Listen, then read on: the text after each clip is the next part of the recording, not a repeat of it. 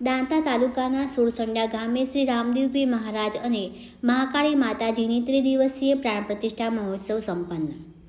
દાંતા તાલુકાના અંતરિયાળ વિસ્તાર સ્થિત સુરસંડા ગામે તાજેતરમાં રામદેવપીર મહારાજ તથા મહાકાળી માતાજીનું ભવ્ય ત્રિદિવસીય પ્રાણ પ્રતિષ્ઠા મહોત્સવ ઉમંગપૂર્વક ઉજવાયો હતો. આ અવસરે સમગ્ર ભારતના વિવિધ રાજ્યોમાંથી સંતો મહંતોએ હાજરી આપી હતી. મહેસાણા અને સાબરકાંઠા સહિતના આજુબાજુના જિલ્લાઓમાંથી ભક્તો પદયાત્રા અને વાહન મારફતે દર્શનાર્થે પધાર્યા હતા. સુરસંડાના નકરંગ આશ્રમમાં આયોજિત આ મહોત્સવમાં વિસ્તારના આધ્યાત્મિક ઉન્નતિનું ઉદાહરણ બની રહ્યું છે. વર્ષો પહેલાં માત્ર ડુંગરાળ અને વિકસિત ન રહેલા વિસ્તારમાં શ્રી પરબતરામજી મહારાજની અદમ્ય મહેનત અને સ્થાનિક ભક્તજનોના સહયોગથી આજે આ જગ્યા ઉપર જંગલમાં મંગલ જેવા માહોલ સર્જાયો છે. ગુજરાતમાં કહેવત છે કે શૂન્યમાંથી સર્જન એ અનોખી કળા છે. એ જ રીતે આ આશ્રમનું નિર્માણ પણ શ્રદ્ધા, સેવા અને તપસ્યાનો શ્રેષ્ઠ નમૂનો છે. મહોત્સવ દરમિયાન મહેમાનો માટે ભોજન પ્રસાદ તથા ફુલહારનું પણ ભવ્ય આયોજન કરવામાં આવ્યું હતું. આ સાથે મહેમાનોનું પાવન સન્માન પણ સાલ ઓઢાડી કરવામાં આવ્યું હતું.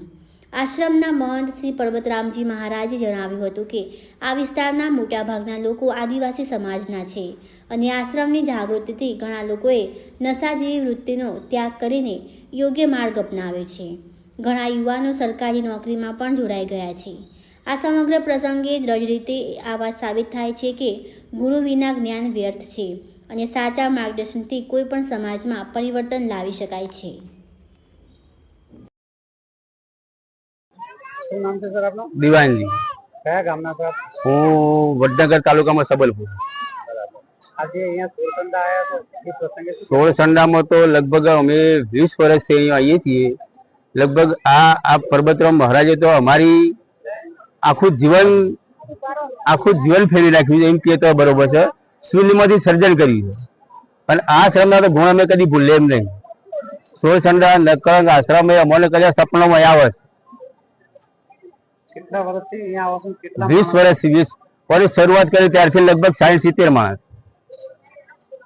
અમારા એરિયામાં તો ટોટલ માણસ અહીંયા આવે.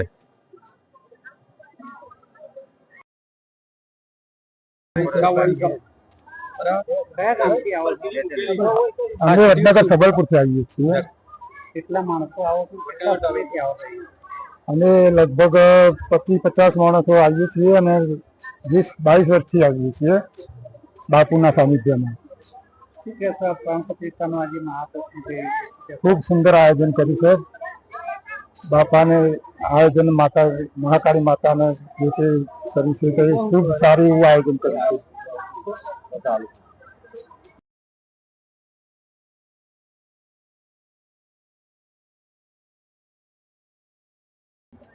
બાપજી શું નામ છે તમારું ને આ વિસ્તારનું કયા નામ તરીકે ઓળખાય છે અને આજનો જે પ્રસંગ છે પ્રસંગ વિશે શું કહેશો આપ? આ જગ્યાનું નામ છે શ્રી નકલંક આશ્રમ સુરસંડા. મારું નામ છે પરબતરામજી મહારાજ.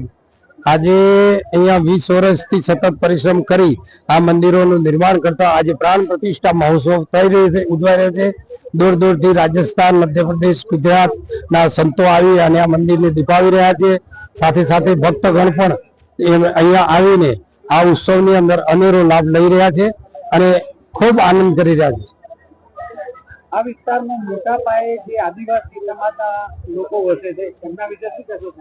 આદિવાસી સમાજ હું જયારે આવ્યો ને ત્યારે અહીંયા 5 વાગે રસ્તા બ્લોક થઈ જતા, કારણ કે એમને ખબર નથી શિક્ષણ કેવું હોય, વ્યસન મુક્ત કેવું હોય, આ કઈ રીતનું છે ને એ કોઈ ખબર નથી. પણ આશ્રમની અંદર શિબિરો યોજી ઘરે ઘરે ફરી અને એ લોકોને હિંસા મુક્ત કર્યા, વ્યસન મુક્ત કર્યા. એમને શિક્ષણ અપાવવામાં મેં ખૂબ રસ લઈ અને બાળકોના શિક્ષણમાં ફી ભરતો. અહીંયા આશ્રમની અંદર 25 છોકરા દત્તક લઈ એને પૂરેપૂરો ખર્ચો આપી એ બાળકોનો શિક્ષણ અપાવતો. આજે આદિવાસી સમાજની અંદર આ આશ્રમના પ્રતાપે 37 છોકરા આર્મીમાં ગયા છે, 12 શિક્ષકો બન્યા છે, 4 તલાટી બન્યા છે અને 2 પટાવાળા પણ બન્યા છે. એ આ શિક્ષણના આશ્રમના આભારી છે. અને અમારું એક જ કામ છે, વ્યસન મુક્ત શિક્ષણ, જીવદયા અને આધ્યાત્મિક જ્ઞાન, આરોગ્ય. આ અમારો મેઇન મહત્વનો કાર્યક્રમ છે. આરોગ્યની દ્રષ્ટિએ પણ કોઈને બ્લડ જોઈતું હોય તો અમે બધા ભક્તો ભેળા થઈને પણ એને બ્લડ પણ પૂરું કરીએ છીએ. દવાનો ખર્ચો પણ થોડો ઘણો અમારાથી યથાશક્તિ બને તે આપીએ છીએ. શિક્ષણની અંદર તો વાત જ છોડો, હું પોતે ભણ્યો નથી પણ મને શિક્ષણ પ્રત્યે બહુ પ્રેમ છે અને એ શિક્ષણ માટે, કારણ કે શિક્ષણ સિવાય માનવીનો ઉદ્ધાર નથી. એટલે આદિવાસી સમાજની અંદર મેં શિક્ષણ માટે ખૂબ ખૂબ સત્સંગના કાર્યક્રમો કરી અને એમના ઘર સુધી પહોંચી અને શિક્ષણના માર્ગે વાળ્યા, અહિંસાના માર્ગે વાળ્યા, વ્યસન મુક્ત થયા. આજે આદિવાસી સમાજની અંદર ભલે 10,000 માણસ બેઠું હોય પણ એક પણ માણસ બીડીનું ઠૂઠું, બીડીનો ધુવાળો ના નીકળતો હોય ને એવું તમને જોવા મળે. તમને એમની શિસ્તતા, એમના બાળકોની શિસ્તતા એક અનેરી શિસ્તતા છે. આ પ્રસંગે આ વિસ્તારના અને આપણા ગુજરાતને અને દેશની જનતાને શું સંદેશો આપો બાપજી? દેશની જનતાને સંદેશો એ જ આપું છું કે જ્યાં સુધી માનવીના જીવનની અંદર પોતે જ્ઞાન નહીં હોય તો એનું ઉત્થાન ક્યારેય થવાનું નથી. તો જ્ઞાન બે પ્રકારનું છે, એક આજીવિકાનું જ્ઞાન અને મુક્ત થવાનું જ્ઞાન. મુક્ત થવાનું જ્ઞાન સંતો પાસે મળે છે અને આજીવિકાનું જ્ઞાન આપણને સરકાર તરફથી શાળાઓની અંદર મળતું હોય છે. શાળાઓમાં આજીવિકાનું જ્ઞાન છે અને ગુરુઓ પાસે આ બધાનું જ્યાં સુધી સંસ્કાર નહીં હોય ને તો પેલું જ્ઞાન દીપી નહીં ઉઠે. એ જ્ઞાનને દીપાવવું હોય, સરકારી જ્ઞાનને દીપાવવું હોય તો સાથે સાથે કોઈ સંતનો સહકાર જોઈશે, એમનો સાથ જોઈશે.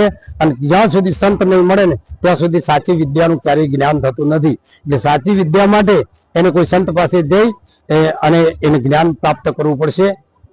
તુલસીદાસ મહારાજે પણ એ બાબતમાં બહુ વાત કરી છે. એટલે સંત પાસે જ્યાં સિવાય માનવીનો ક્યારેય ઉદ્ધાર થતો નથી.